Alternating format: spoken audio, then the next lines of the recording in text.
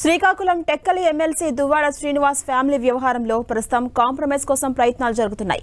ఎవరికి వారే తగ్గేది లేదన్నట్టు వ్యవహరిస్తుండటంతో ఇరువైపుల కుటుంబ పెద్దలు, బంధువులు వీరి మధ్య రాజీ కోసం చర్చలు జరుపుతున్నారు. ప్రధానంగా ఈ చర్చల్లో దువ్వాడ, వాణి కూతుళ్లు 5 డిమాండ్లను దువ్వాడ శ్రీనివాస్ ముందుంచారు. తన కూతుళ్లను ఇంట్లోకి అనుమతించాలని దువ్వాడ వాణి కోరుతున్నారు. ఇంతకీ రచ్చకి కారణమైన దివ్వెల మాధురిని ఇంట్లో నుంచి తన భర్త జీవితంలోకి రాకూడదంటూ డిమాండ్ చేస్తున్నారు వాణి. దువ్వాడ శ్రీనివాస్ పేరు మీదున్న ఆస్తులను పిల్లల పేరు మీదకు మార్చాలని కూడా అంటున్నారు. అప్పులను తీర్చే ప్రతిపాదన కూడా ఆయన ముందుంచారు. అంతేకాదు ప్రస్తుతం ఉంటున్న బిల్డింగ్ను సైతం కూతుళ్ల పేరు మీద రాయాలని చెప్పారు. చిన్న కూతురు చదువు, పెళ్లి బాధ్యత దువ్వాడ శ్రీను తీసుకోవాలనేది వాణి ప్రధాన డిమాండ్లుగా ఉన్నాయి. ఇక దువ్వాడ వాణి 5 డిమాండ్లలో 3ని దువ్వాడ శ్రీనివాస్ ఒప్పుకున్నారు. ఒడిశాలో రాసిచ్చిన ఫ్యాక్టరీలో సమస్యలను క్లియర్ చేసేందుకు ఓకే చెప్పేశారు. టెక్కలి వెంకటేశ్వర కాలనీలో బంగ్లాను రాసి లోన్ తీర్చేందుకు ఒప్పుకున్నారు దువ్వాడ. పిల్లల చదువు, పెళ్లి బాధ్యతలు చూసుకోబోతున్నారు. అయితే విడాకుల విషయంలో మాత్రం వెనక్కి తగ్గేది లేదని చెప్పారు. ఇంత వివాదం జరిగిన అనంతరం కలిసి ఉండే ప్రసక్తి లేదని తేల్చేశారు. మరోవైపు ప్రస్తుతం ఉంటున్న ఇళ్లను ఇచ్చేందుకు ఒప్పుకోలేదు దువ్వాడ. మొత్తానికి ఇరు వర్గాల నుంచి డిమాండ్లు తెలుసుకుంటున్న దువ్వాడ కుటుంబంలోని బంధువులు విడాకులు తీసుకోవద్దని నచ్చజెప్పే ప్రయత్నం గట్టిగా చేస్తున్నారు. మరి వీళ్ళ చర్చలు ఏ మేరకు సఫలమవుతాయో చూడాలి.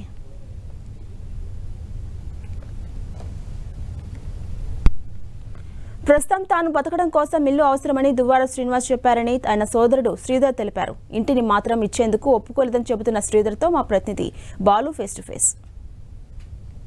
దువ్వాడ కుటుంబ వివాదంలో చర్చలు కొలుకు వస్తున్నాయి. చర్చలకు సంబంధించి నిన్న ఇరుపక్షాలు కూడా చర్చించడం జరిగింది. సార్, ప్రధానంగా నిన్న చర్చించారు. వాళ్ళు ఏం డిమాండ్స్ పెట్టారు?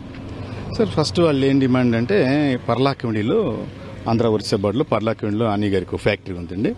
ఆ ఫ్యాక్టరీకి సంబంధించి దాని మీద ఏమైనా టెక్నికల్ ప్రాబ్లమ్స్ ఉన్నా అవన్నీ క్లియర్ చేసి అది రిజిస్ట్రేషన్ చేయమన్నారు సార్. దానికి వెంటనే మేము ఒప్పుకున్నాం సార్, చేస్తాం. రెండో టెక్కలి వెంకటేశ్వర కాలనీలో బిల్డింగ్ ఉంది సార్. అది కూడా దాని మీద బ్యాంకులో ఎనర్సన్పేట యూనియన్ ఏదో బ్యాంకులో ఎంతో అమౌంట్ ఉంది, 15 లక్షలు 20 లక్షలు దాని మీద లోన్ ఉంది. అది క్లియర్ చేసి తక్షణమే అది కూడా రిజిస్ట్రేషన్ చేయడానికి ఒప్పుకున్నాం సార్.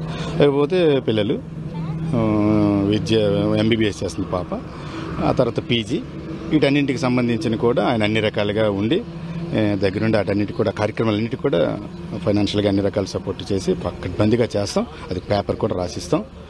పక్కడ్బా ఎక్కడ ఏం తప్పు జరగకుండా 2 పిల్లల్ని కంటికి రేపలా అన్ని విషయాల్లో చూసుకునే బాధ్యత అది రాసి పెట్టి ఇస్తాం సార్. ఇక 4వది ఏంటంటే ఇటీవల ఈ రచ్చ ఇవన్నీ మీకు తెలిసిన విషయమే. ఇది దాదాపు 15-20 నెలల నుంచి కంటిన్యూ జరుగుతుంది. మరి ఇంకా బయట పడిపోయి అంత దారుణంగా ఉంది. మీరు తెలుసు, మీకు ఈ వారం రోజులుగా మరీ వెనకబడిపోయాం. ఇట్లాంటి పరిస్థితుల్లో మరి ఎందుకని వాళ్ళకి 498 అన్ని గారి మీద పెట్టడం జరిగింది. అట్ ద సేమ్ టైం ఇతను కూడా ఆ తర్వాత ఒక డైవర్స్ నోటీసు అప్లికేషన్ ఫైల్ చేయడం జరిగింది సార్. దాని మీద మేము ఏం చెప్పామంటే ఈ రచ్చ ఇక్కడితో ఎండ్ కొట్టి ఆ డైవర్స్ అనేది మ్యూచువల్ కన్సెంట్ మీద వేసుకుని అది క్లియర్ చేసేద్దామని వాళ్ళు పెద్ద మనిషి అడ్వకేట్ దివాకర్ గారికి చెప్పాను సార్.